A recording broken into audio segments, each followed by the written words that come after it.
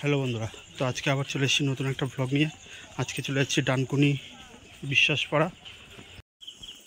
ভোর 4:30 বেরোলাম, 4:45টার first Gede local ধরবার জন্য। ফাঁকা রাস্তায় আমি একা।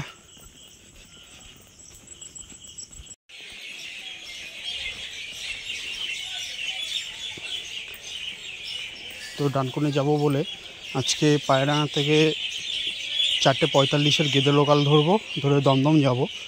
দমদম থেকে 6:17 ডানকুনি লোকাল ধরবো।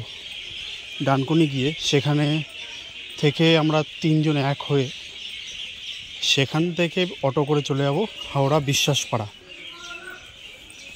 ট্রেনে উঠে প্রচুর সিট খালি দেখাই, আমি আমার মতো একটা জায়গাতে নির্দিষ্ট জায়গায় বসে গেলাম। कुछ ही समय में प्लेटफॉर्म नंबर 1 पर आ रहे हैं। May I have your attention please? Train number। Dumdum থেকে ডানকুনি ঢুকছি। এখন রাজচন্দ্রপুর স্টেশন ছাড়লো, এবার আমরা ডানকুনিতে ঢুকবো। সেখান থেকে আবার অটো করে চলে যাবো বিশ্বাসপাড়া।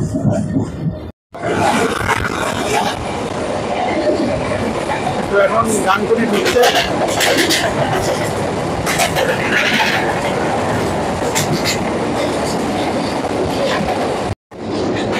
ঠিক ডানকুনি ঢোকার আগে বাইরের দৃশ্যটা খুবই সুন্দর লাগছিল।